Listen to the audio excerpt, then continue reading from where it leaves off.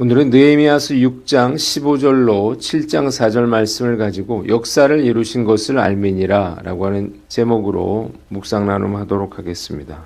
먼저 15절로 16절 말씀인데 16절을 봅니다. 그들의 하나님께서 이 역사를 이루신 것을 알미니라 라고 했습니다. 마침내 52일 만인 엘루럴 25일에 성벽이 완공되었습니다. 이 소식을 듣고 완공된 성벽을 본 대적들은 이 공사가 하나님께서 이루신 역사임을 알고 두려워하며 크게 낙담했습니다. 대적들의 끈질긴 위협과 회유 속에서도 52일 만에 성벽이 완공되었습니다. 느헤미야가 예루살렘에 도착한 지 100일도 안 되어서 성벽이 재건된 거예요. 140여 년 동안에 무너져 있던 성벽은 단 52일 만에 복구되었습니다. 본문이 우리에게 주는 교훈이 있는데 꿈을 품고 다시 도전하라는 거예요. 성벽 재건의 역사는 전적인 하나님의 은혜로 이루어졌습니다. 하나님은 느헤미야에게 성벽 재건에 대한 비전을 품게 하셨고 아닥사스다 왕의 마음을 움직여 느헤미야를 보내 성벽을 재건하게 하시고 느헤미야의 꿈에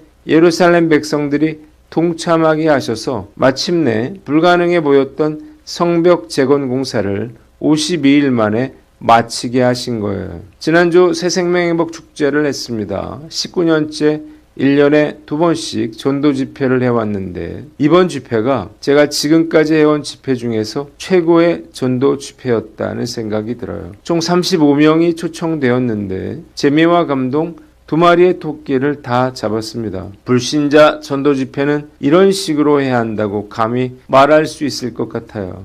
사실 올해 그 어떤 때보다 사역하기가 어려웠습니다. 종교행사라는 이유로 파주 시민회관을 대관할 수가 없게 되면서 좁은 교회 예배실에서 전도 집회를 할 수밖에 없었기 때문이에요. 이전에는 시민회관을 채워야 한다라고 하는 압박감이 있어서 다들 열심히 전도했었는데 목표의식이 사라지자 성도들의 마음도 조금씩 해이해졌고 전도에도 어려움을 겪었습니다. 결정타는 지난 10월에 했던 독서축제였어요. 19년간 해온 독서축제는 말 그대로 동네 잔치였습니다. 많은 아이들과 부모들이 참여했고 즐거운 시간을 보냈으며 프로그램을 통해서 복음을 전했습니다. 그런데 올해 독서축제는 정말 적은 수가 참여했어요. 저는 큰 충격을 받았고 헌신적으로 독서축제를 준비한 선생님들과 성도들에게 너무나 미안했습니다. 더 큰 문제는 저도 맥이 풀려서 더 이상 뭔가 하고 싶은 생각이 들지 않더라는 거예요. 이곳에서 할 수 있는 모든 것을 해봤는데 장소의 한계를 극복하지 못했고 또다시 사역은 어려워지고 있었습니다. 뭔가 새로운 것이 생각나지도 또 도전해볼 엄두도 나지 않았어요. 문제는 11월 23일 전도 집회였습니다. 올해 남은 가장 큰 사역인데 아무리 고민해도 뭘 어떻게 해야 할지 몰랐습니다. 하나님 어떻게 해야 할까요? 기도하다가 이번에는 청년부의 모든 것을 맡겨봐야 되겠다는 생각이 들었습니다. 순장님들과 상의한 후에 청년부 제자훈련 때 올해 새생명행복축제는 너희들이 원하는 대로 해보라고 했습니다. 청년들이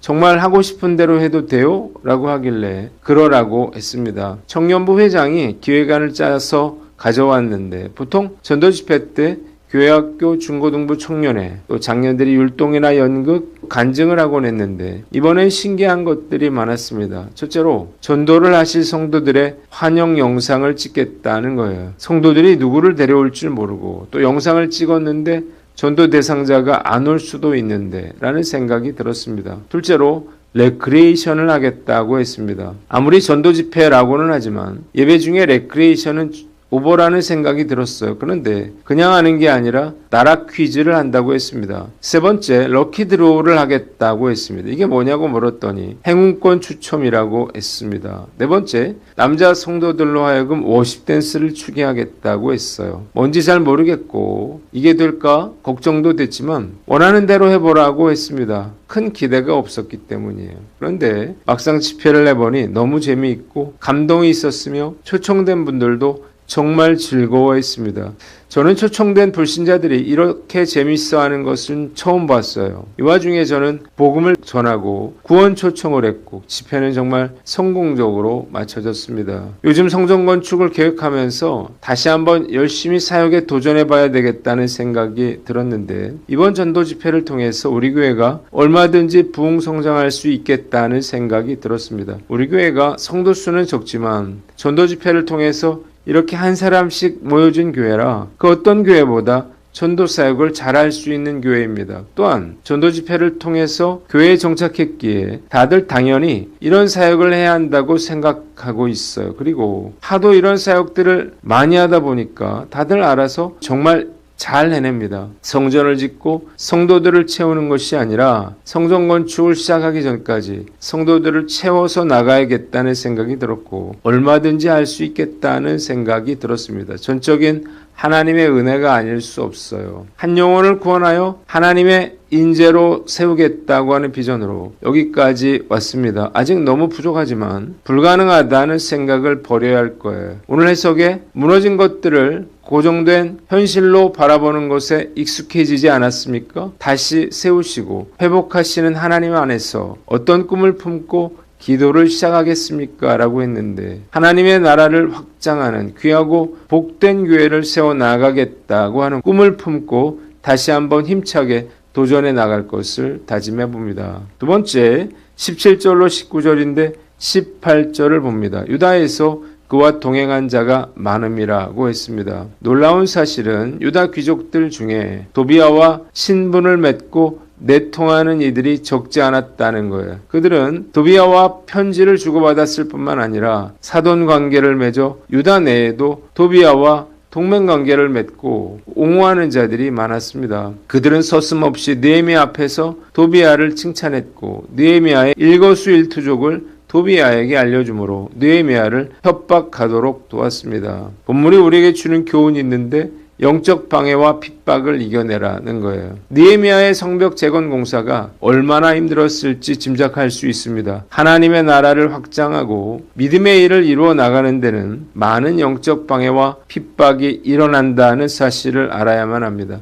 전도 집회와 같은 사역은 더욱 그래요. 당연한 일이죠. 마귀에게 속한 사람을 빼앗아 오려는데 마귀가 가만히 있을까요? 거세게 도전하고 방해할 수밖에 없습니다. 하나님의 일을 감당하려고 마음먹었다면 반드시 영적 방해와 핍박을 이겨내야만 합니다. 이번 전도 집회는 집회 당일에 많은 어려움이 있었습니다. 첫째로 장비의 문제예요. 집회 후 식사를 돕고 아이들을 돌볼 성도들과 일부 예배를 드렸는데 멀쩡하던 노트북이 갑자기 분배기와 연결이 되질 않았어요. 확인을 해보니 노트북에 문제가 생긴 것 같았습니다. 결국 일부 예배 때 영상 장비를 전혀 쓸 수가 없었는데 문제는 이 문제를 해결하지 못하면 새생명행복 축제 때 큰 어려움을 겪게 된다는 거예요. HDMI 잭을 뽑았다 뺐다를 반복하고 노트북을 껐다 켜는 여러 번의 시도 끝에 결국 문제가 해결됐어요. 신기하게도 전도 집회 전에는 늘 음향이나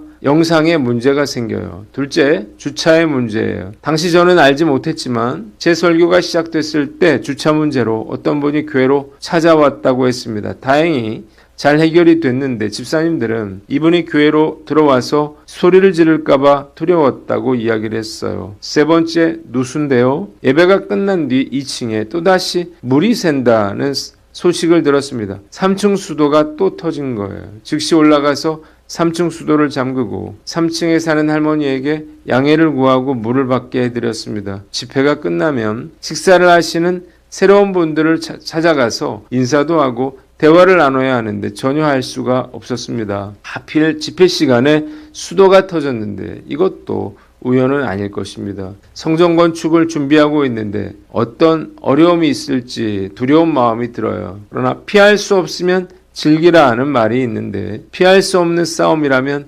대비하여 반드시 싸워 이겨야 할 것입니다. 영적 전쟁에서 가장 필요한 것은 말씀과 기도죠. 한시도 방심하지 않고 말씀과 기도로 깨어있어 어떤 방해와 핍박도 이겨낼 것을 다짐해 봅니다. 마지막으로 1절로 4절 말씀인 뒤 2절을 봅니다. 하나냐는 충성스러운 사람이요 하나님을 경외함이 뛰어난 자라고 했습니다. 성벽을 다시 쌓고 문들을 달아 성벽 재건 공사를 마무리한 느헤미야는 성전 문지기와 노래하는 사람과 레위 사람들을 세우고 사촌 동생 하나니와 성체 지휘관 하나냐에게 예루살렘 경비를 맡깁니다. 하나냐가 진실하고 하나님을 두려워하는 사람이기 때문이에요. 느헤미야는 해 뜨기 전에는 예루살렘 성문들을 열지 말고 해가 높이 떠 있을 때 성문을 닫게 했습니다. 느헤미야는 예루살렘 성 사람들로 지정된 초소나 자기 집 가까이에 경비를 서게 했는데 성읍은 크고 넓었고 인구는 턱없이 부족했기 때문입니다. 본문에 우리에게 주는 교훈이 있는데 인재를 등용하라는 거예요. 하나니는 느헤미야에게 직접 예루살렘 소식을 전해준 사람이었습니다. 성벽 공사 후에 느헤미야가 하나니를 예루살렘을 다스리게 한 것을 볼 때 하나니는 성벽 공사 초기부터 느헤미야 곁에서 그의 사역을 돕고 협력했던 것 같습니다. 그런데 하나냐를 등용한 것은 의외였고 파격적인 인사였습니다. 당시 많은 귀족들이 있었고 관리들이 있었고 지도자들이 있었기 때문이에요. 이유가 있었는데요. 하나냐가 실무에 적합할 뿐만 아니라 충성되고 하나님을 두려워하는 사람이었기 때문입니다. 임진왜란 초기에 조선 수군이 연패를 거듭할 때 이순신 장군이 전라 좌수사로 부임했을 때의 일이에요. 당시 수군은 사기가 저하되고 군기가 문란했지만 이순신 장군은 오직 청렴하고 용감하며 신의를 지키는 장수들을 발탁하는 데 집중했습니다. 당시 옥포의 만호였던 이영남은 군사적 배경이나 집안의 세력이 뛰어나지 않았어요. 그러나 그는 청렴 결백하고 용감하며